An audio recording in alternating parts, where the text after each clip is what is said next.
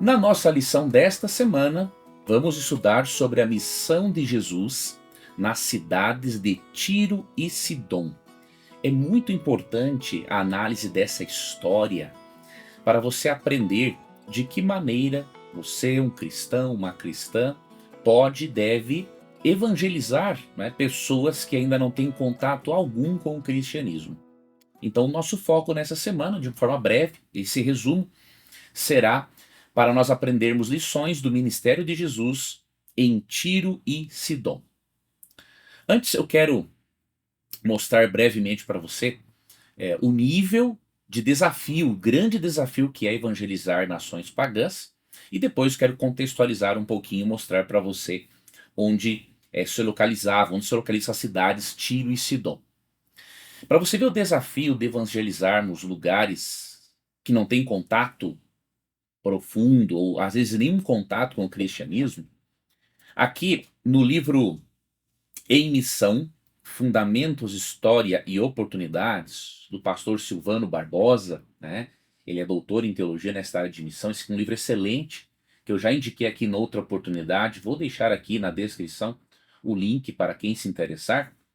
Aqui tem um dado muito surpreendente, que é o seguinte, mais de 1 bilhão de hindus estão oscilando em sua adoração aos mais de 300 milhões de deuses disponíveis. Você já pensou o desafio de ensinar o monoteísmo bíblico, a doutrina bíblica da Trindade, a um grupo de pessoas que oscilam na adoração de mais ou menos 300 milhões de deuses disponíveis, todos manifestações do Deus principal, Brahman, né?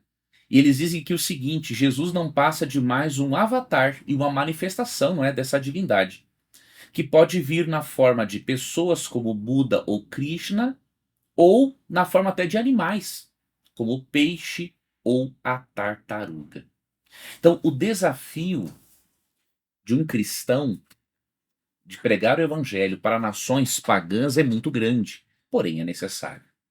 O desafio é muito grande, mas devemos nos lembrarmos de que a missão não é nossa, ela é de Deus. Sendo a missão de Deus, ele tem todas as estratégias necessárias, todas as abordagens necessárias e corretas a diferentes grupos de pessoas. E com Cristo, nós vamos aprender algo sobre esta abordagem, né? Para que nós possamos evangelizar pessoas que ainda não têm contato algum com o cristianismo, seja pagão ou não. Tá? Muitas vezes não, pagão pode ser uma pessoa que frequenta, por exemplo, uma denominação que ensina doutrinas totalmente contrárias ao cristianismo ortodoxo ou ao protestantismo. Então, isso também é importante você ter em mente. Você precisa também ensinar certas verdades bíblicas a pessoas de outras igrejas para que a comunhão delas com Cristo melhore. Mas nós vamos aqui focar na evangelização, obviamente, de quem não tem contato com o cristianismo. Se você der uma olhadinha, vou colocar aí um mapa, meu editor vai colocar um mapa para você ver, só para você se contextualizar. Cristo, ele estava em Genezaré, né? E de lá, Cristo decidiu viajar para Tiro e Sidom. Tiro e Sidom estão localizados ali numa faixa, né, numa região longa, até por sinal, e esses habitantes de Tiro e Sidom, eles eram considerados cananeus. Esses povos, nós vamos dar uma olhada aqui no texto bíblico, eles eram povos, obviamente, que tinham uma relação comercial, né, com Israel muito forte, mas ao mesmo tempo eram povos extremamente pagãos e que serviram muitas vezes de laço para os israelitas. E o Senhor Jesus Cristo viajou até essas localidades. Ele estava em Genezaré, como lemos aqui em Mateus capítulo 14, depois vamos para o capítulo 15, que é o nosso foco de estudo. E ele viaja até essas cidades para poder evangelizar pessoas ali. E aí nós vamos ver aqui como que foi a abordagem de Jesus para com essas pessoas. Mas antes, só para contextualizar você em relação ao Antigo Testamento, que nos oferece o pano de fundo, para entendermos um pouquinho desta nação, né, dessas localidades onde Jesus foi, quando você lê Juízes capítulo 3, por exemplo, a primeira pergunta da lição, né? Leia Juízes 3, 1 a 6, 1 Reis 5, 1 a 12, 11, 1 a 6, 1 a 6. Como esses textos nos ajudam a entender um pouco do contexto dessas cidades. Eu não vou ler todos, obviamente, vou ler apenas dois, para você entender como eram essas cidades e a necessidade realmente que tinha de Cristo chegar até essas pessoas. Vamos ler aqui primeiramente Juízes capítulo 3. Eu vou ler o verso 6. Tomaram de suas filhas para si mulheres e deram suas próprias filhas aos filhos deles e rendiam culto a seus deuses. Então, muitas vezes, a união, mesmo que houvesse uma união comercial lucrativa entre israelitas e fenícios, porque Tiro e Sidom está na região da Fenícia, na faixa de terra que eu mostrei ali para você, o que acontece? Mesmo que essas relações comerciais fossem lucrativas, infelizmente, muitas vezes o povo de Deus, ao invés de influenciar, era influenciado. E o casamento, né, o julgo desigual, algo condenado nas Escrituras, era um laço.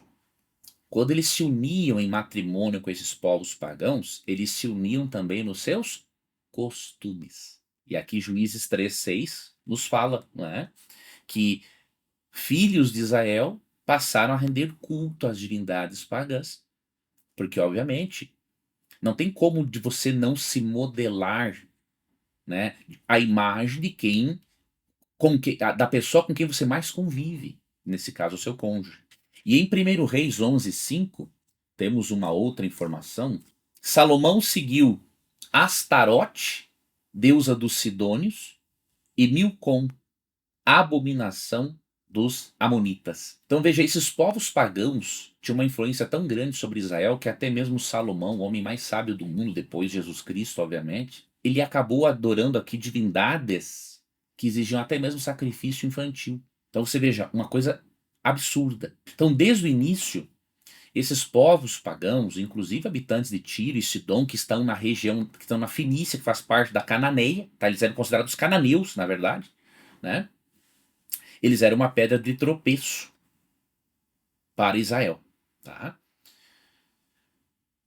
E obviamente, esse desafio se tornava ainda maior para pessoas como Cristo, que iriam ensinar um único caminho de salvação.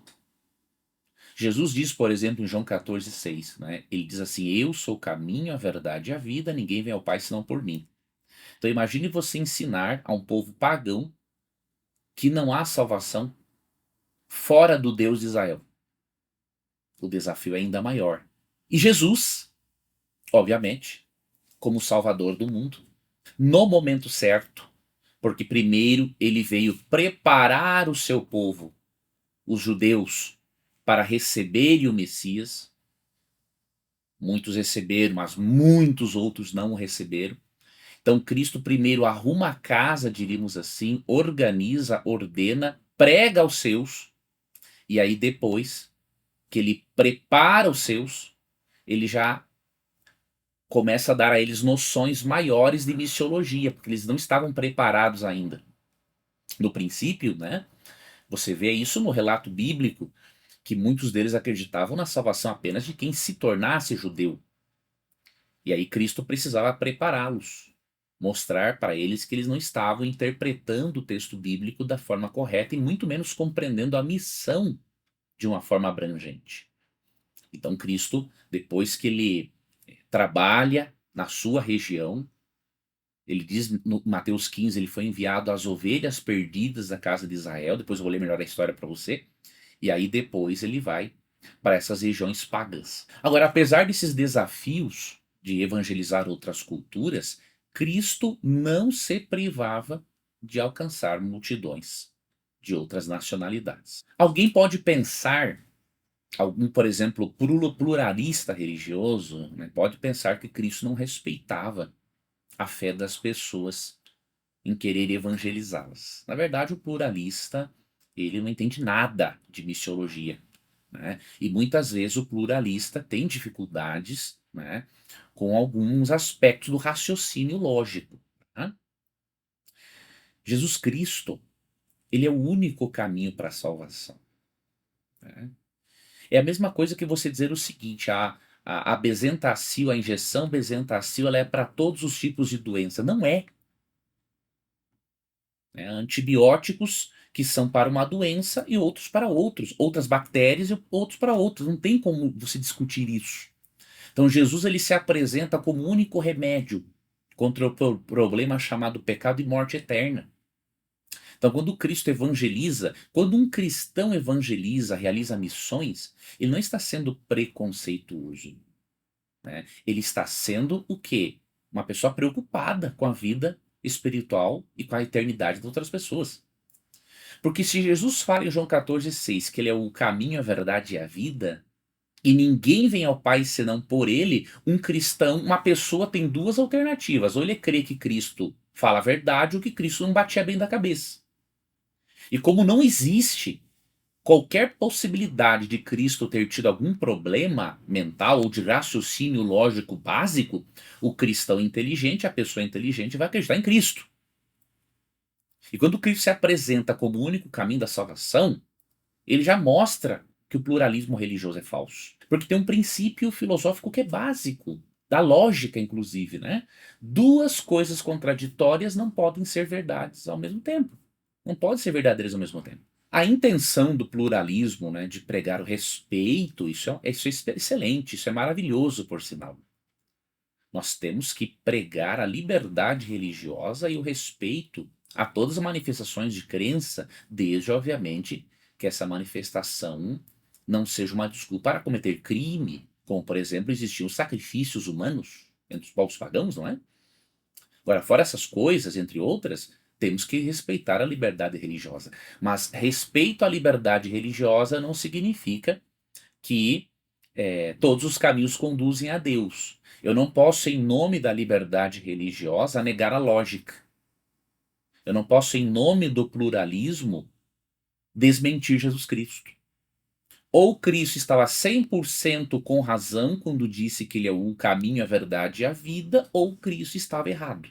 E se Cristo estava errado, ele não é tão digno de crédito como parece. Cristo buscava as multidões, tá? E você lê aqui em Mateus 9, 35 a 38, que Cristo trabalhava com todos. Ele não desrespeitava a fé das pessoas, mas mostrava que elas estavam no caminho errado. Isso é amor. Porque se eu vejo que uma pessoa está seguindo o ensinamento, um exemplo, se eu vejo que uma pessoa está indo em direção a um buraco, um precipício, e eu não faço nada, em nome da liberdade, da falsa liberdade, eu não amo essa pessoa de verdade. Agora, se eu amo essa pessoa de verdade, tenho convicção de que Cristo não era um lunático, mas disse 100% a verdade em 100% do tempo, então eu tenho que fazer como Cristo. Simples assim. Eu tenho que levar para as pessoas o que Cristo ensinou sobre salvação, sobre vida eterna e tudo mais. E aqui em Mateus 9, 35 a 38, Cristo demonstrava a sua compaixão para com todas as pessoas. O respeito à liberdade religiosa não pode estar acima do respeito pela vida eterna da pessoa. Então, as duas coisas devem andar de mãos dadas, porém, o respeito pela vida eterna, pelo destino eterno do pecador, deve ser a maior motivação do cristão. Não é? E aí nós lemos aqui em Mateus 9, 35 a 38, né, que Cristo percorria todas as cidades e aldeias, ensinando nas sinagogas, pregando o evangelho do reino e curando todo tipo de doenças e enfermidades. Ao ver as multidões, Jesus se compadeceu delas, porque estavam aflitas e exaustas como ovelhas que não têm pastor. Então Jesus disse aos seus discípulos: a seara é grande, mas os trabalhadores são poucos. Por isso peçam ao Senhor da seara que mande trabalhadores para a sua seara. Então Cristo aqui mostrou para nós que era um grande desafio, né? A quantidade de pessoas que precisam ser evangelizados é muito grande. Ou seja, a seara, os campos deste mundo estão repletos de pessoas para serem trabalhadas, colhidas para o reino de Deus. Porém, os ceifeiros, os trabalhadores são poucos. Só de hindus, mais de 1 bilhão. Diz aqui o livro que eu li para você, oscilam na adoração aos mais de 300 milhões de deuses disponíveis. Então a seara é grande, mas os trabalhadores são poucos. Porém, Jesus fala aqui, ó, ore ao dono da seara. Ore ao dono do planeta, do universo. Ore ao dono, ao projetista, ao que projetou o plano de salvação, para que ele mande mais trabalhadores, para que ajude você nessa missão que é muito importante. Vou pular aqui a questão 3, porque já falei das localidades aonde Jesus estava, né? Pregando. Agora vamos para a questão de número 4 e entrarmos mais especificamente no que Cristo fez ali em Tiro e Sidom, tá? Entre os cananeus. Questão número 4, leia Mateus 15, 22 a 28 e Marcos 7, 24 a 30. Que diferenças podemos perceber no modo como a mulher foi tratada? Eu não vou destacar essas diferenças aqui em Mateus 15 e Marcos 7, tá? Para mim aqui não é relevante essas duas comparações, particularmente falando, tá? Pode ser para outras pessoas, não tem problema nenhum, né? Cada um tem uma visão, né, da realidade do texto bíblico. O que eu quero destacar para você aqui é o evento de Mateus capítulo 15. Porque esse texto, até muitos pensam, até há algum tempo, tem poucas semanas, me chegou essa pergunta no Na Mira da Verdade. Né? Por que Jesus demonstrou uma falta de respeito para com esta mulher cananeia? Né? Por que ele compara ela a um cachorro aqui? Então, vou ler aqui Mateus 15, 21 para você, em diante, e aí vamos fazer esse estudo para nós irmos aqui para a parte final da lição dessa semana. Saindo dali de Genezaré, não é? Jesus foi para a região de Tiro e Sidom. E eis que uma mulher cananeia que tinha vindo daqueles lados clamava: Senhor, filho de Davi, tenha compaixão de mim. Minha filha está horrivelmente endemoniada. Jesus, porém, não lhe respondeu palavra. Então os seus discípulos, aproximando-se, disseram: Mande embora, pois vem gritando atrás de nós. Quando Jesus não responde a ela, né, aparentemente Jesus ignora, né? Só que Jesus fez isso com um propósito. Ele queria chamar a atenção dos discípulos para aquela mulher que estava indo atrás dele. Aí os discípulos, né, como ainda não tinham esta noção de uma missão mais global, falaram assim: ah, Senhor, já que ela vem atrás de nós gritando, manda ela embora de uma vez. Quebra o teu silêncio e manda ela embora de uma vez. E aí o que Cristo fez? Olha que interessante. Mas Jesus respondeu para ela: Não fui enviado senão as ovelhas perdidas da casa de Israel. O que ele está dizendo aqui? Olha, você quer que eu cure a sua filha endemoniada? Mas eu não fui enviado para vocês. Eu fui enviado às ovelhas perdidas da casa de Israel. Lógico, em primeiro momento foi isso. Mas não foi apenas para Israel. Qual é a prova? A prova de que Cristo estava na região pagã. Se Cristo viesse para pregar só para os judeus, ele não tinha viajado para a região da Fenícia, tá? Mas o que ele menciona aqui para ela? Olha, a minha missão primeiro é esta. Mas ele não fez isso para desprezá-la. Ele fez isso para arrancar dela um nível de fé que nem mesmo os seguidores de Cristo ainda tinham. E aí olha a resposta dela. Ela, porém, veio e o adorou, dizendo: Senhor, me ajude. E aí Jesus, mais uma vez, aparentemente, né, coloca ela para escanteio. Não é correto pegar o pão dos filhos e jogá-lo aos cachorrinhos. Os pagãos eram tidos como imundos e muitas vezes chamados de cachorros. O que Cristo fez? Ele usou o termo cachorrinho para amenizar esse discurso ofensivo que existia na época, para dizer o seguinte: olha, se eu fui enviado as ovelhas da casa de Israel. É lícito eu pegar o pão. É lícito que um homem pegue o pão dos filhos e dê para os cachorrinhos, para os filhotes comerem? Olha, Cristo leva ela a uma reflexão muito profunda, mas mais ainda aos seus discípulos, porque ele quer, na verdade, arrancar dela uma confissão de fé aqui. E olha o que acontece. A mulher disse: É verdade, Senhor, pois os cachorrinhos comem das migalhas que caem da mesa dos seus donos. Ou seja, ela está dizendo o seguinte: olha, eu me contento com um pouquinho, com uma migalha desse milagre, porque eu sei que o Senhor tem poder para expulsar o demônio da minha filha. E aí Jesus exclamou, olha, ele exclamou: Mulher, que grande fé você tem, que seja feito como você quer. E desde aquele momento a filha dela ficou curada. Então Jesus ele queria arrancar uma confissão de fé muito profunda dela, que veio lá do íntimo da sua alma, e mostrar aos discípulos o seguinte: olha, nessa região pagã e em regiões pagãs, vocês vão ver pessoas com o coração muito mais propenso a me aceitarem como Salvador e a crerem em mim do que muitos judeus. Que lição que Cristo deu para eles e que lição que Cristo dá para nós. Ou você acha que entre budistas, hinduístas, muçulmanos, não há pessoas com um coração muito mais disposto a crerem em Deus e em suas verdades do que no próprio meio cristão? Ou no próprio judaísmo?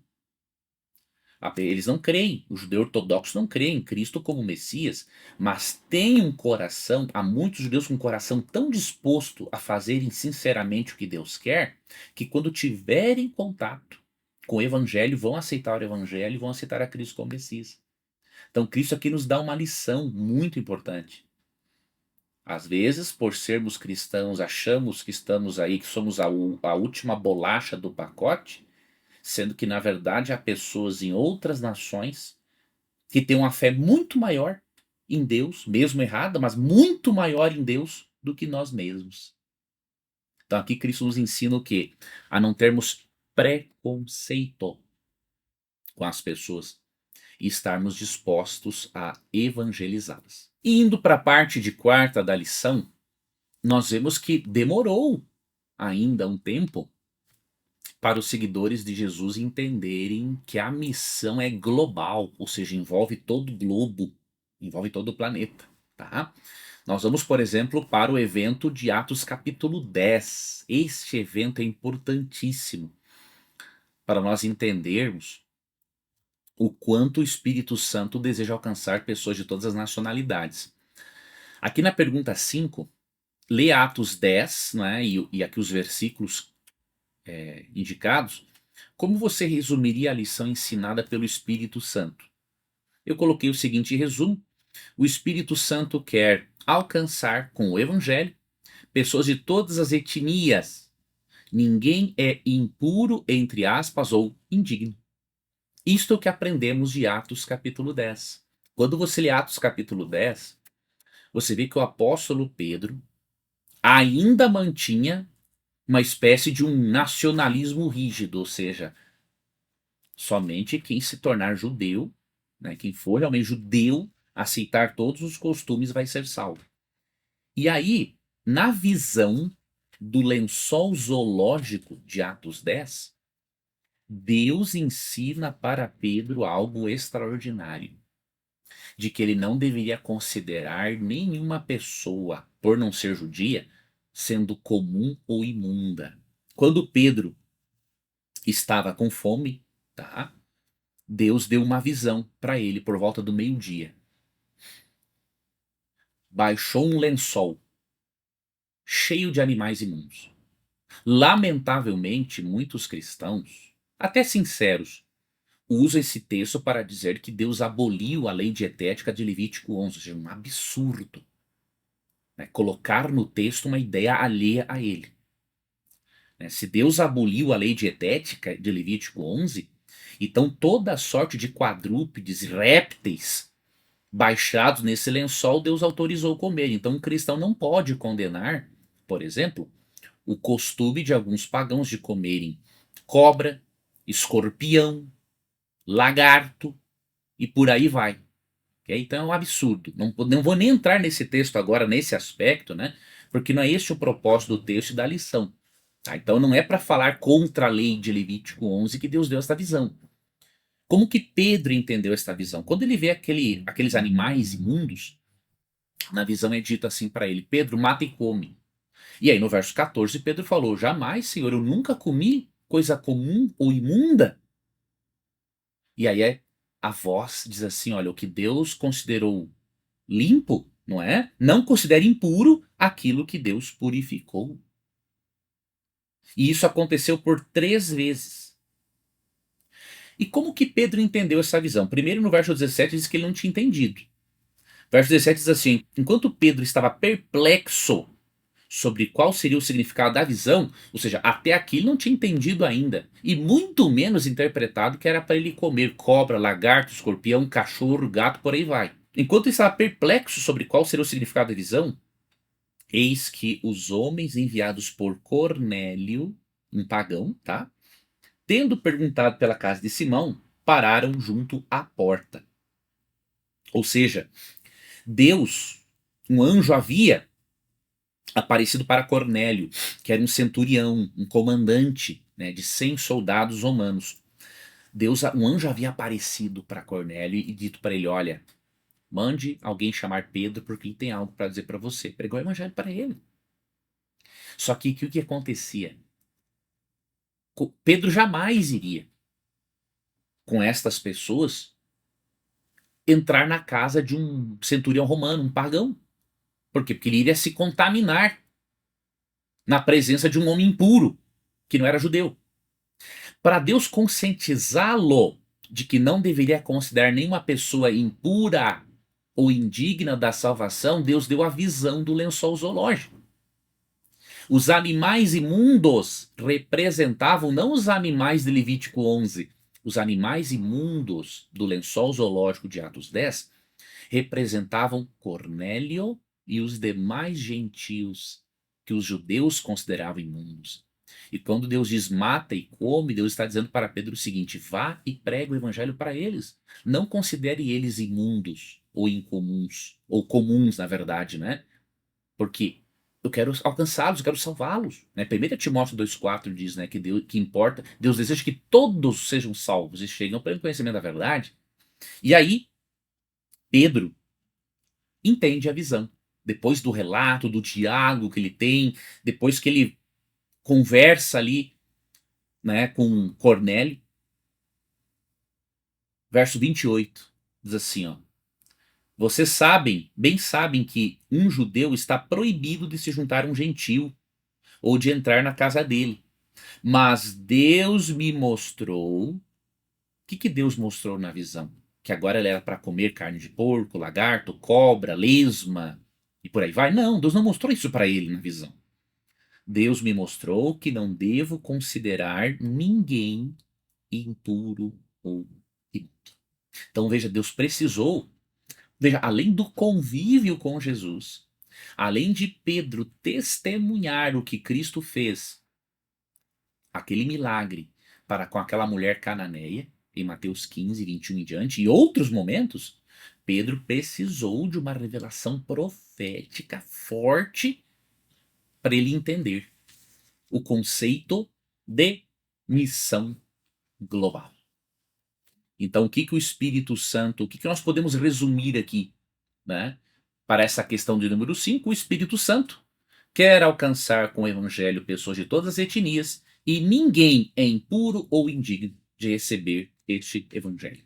Ok? Última pergunta, parte de quinta-feira. Leia Mateus 8, 10, 13, capítulo 9, 2 e outros versos, né? Nessas passagens, quem Jesus descreve como tendo fé? É importante entender isso para isso nos ajudar a quebrarmos o nosso preconceito. Pedro entendeu em Atos 10 que pagãos também são pessoas de fé. Precisam de um direcionamento na fé, mas também são pessoas de fé. E aqui nesses textos temos a mesma confirmação. Aqui nesses textos falam que, nesses textos em específico, né?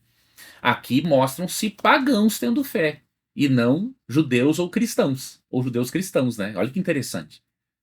E aí, com isso aqui, nós vamos finalizar. Eu não vou ler todos, obviamente, aqui. Por exemplo, aqui, ó, Mateus 8, quando Cristo cura o servo de um centurião. Ao ouvir isso, Jesus ficou admirado e disse aos que o acompanhavam, Mateus 8:10. Em verdade lhes digo que nem mesmo em Israel encontrei fé como esta. E olha o verso 11. Digo a vocês que muitos virão do Oriente e do Ocidente e tomarão lugar à mesa com Abraão, Isaque e Jacó no reino dos céus. Mas os filhos do reino serão lançados para fora nas trevas. Ali haverá choro e ranger de dentes. Esse texto é muito sério. Aqui Jesus mostra que muitos pagãos se assentarão na mesa com Abraão, Isaque e Jacó no reino dos céus, enquanto que os filhos do reino ficarão fora. Não porque eles irão para o céu sem Jesus, não é isso. Não existe caminho de salvação, não existe um outro caminho que não seja Cristo. Mas apesar de uma fé limitada, se essas pessoas viveram, aceitaram parte da revelação, não foi em toda, né? E exerceram a fé em Cristo, Cristo vai levar essas pessoas para o céu. Não estou dizendo que vai levar para o céu sem uma conversão, não é isso. Mas muitos dos que se acham convertidos ficarão de fora. Porque expressavam a fé em Jesus por tradição, porque a família ensinou, mas nunca teve, né, uma relação realmente com Cristo. Não experimentou uma fé salvífica em Cristo. Ou aceitaram partes das verdades de Cristo e não aceitaram todas elas. Muitos virão do Oriente e do Ocidente, mesmo não tendo toda a revelação que nós tivemos. Mas como eles tiveram uma revelação parcial e viveram de acordo com a revelação parcial que Deus lhes deu, a graça, o sangue de Jesus vai colocar essas pessoas nos céus. Ou seja, Cristo mostrou aqui nesse verso de Mateus 8:10 que um pagão tinha muito mais fé que um judeu. Ele não tinha visto em Israel uma fé como essa. Então isso é uma lição para nós. A fé, ela é encontrada em lugares e em pessoas inesperadas. Porque você e eu não conhecemos o íntimo das pessoas, agora Deus conhece. É por isso que Deus chama você e a mim a sermos evangelistas, né? Pregarmos o evangelho, lançarmos a semente. Nós não podemos conhecer o solo do coração de cada pessoa, Deus o conhece. Mas já que Deus o conhece e é Deus quem faz crescer esta semente, né? Faça a sua parte. Façamos a nossa parte, né? Levemos o evangelho para todas as pessoas a quem tivermos a oportunidade. Ajudemos as pessoas a compreenderem que assim como há remédios específicos para doenças específicas, há um remédio específico para o problema chamado morte, e esse remédio é apenas Jesus Cristo. Mostre isso com amor, sabedoria, tato, boa argumentação. E esta semente plantada no coração, quem fará ela crescer no tempo certo em que a própria pessoa permitir, porque a pessoa pode não permitir, não é? Mas quem fará essa semente crescer será o Espírito Santo. Lembre-se, a missão é de Deus. Você e eu somos o quê? Convidados para fazer parte dessa missão, porque isso salva nós mesmos. Então você não precisa ter maiores preocupações. Se a missão é de Deus, ele vai cumpri-la. Independente de você participar ou não. Agora eu recomendo que você participe. Porque quando nós fazemos algo, né, para levar Deus às outras pessoas, nós somos mais beneficiados ainda. Estamos salvando a nós mesmos, diríamos assim. Eu sei por mim. É o meu envolvimento com a Bíblia, o meu envolvimento com esse trabalho na internet, com Na Mira da Verdade, me livrou de muitas coisas ruins, salvou a mim mesmo. Pense na missão desta forma. Ela é global e ela vai ter um efeito em você, principalmente em você, se você se decidir ser um instrumento nas mãos de Deus. Ok? Obrigado pela sua companhia. Na próxima semana vamos continuar estudando sobre missiologia, agora com a história da rainha Esther. né, e seu primo Mordecai. Vamos aprender algo de muito bom. Nós teremos 13 lições nesse trimestre. E o próximo trimestre nós vamos ter aí algo de extraordinário. Vamos aprender a interpretarmos o livro de Salmos. Tá? Vamos estudar numa área que eu gosto muito, sobre interpretação bíblica. E por falar nisso, eu estou voltando, né, com as lives das terças-feiras para responder dúvidas e alguns momentos lives temáticas, né?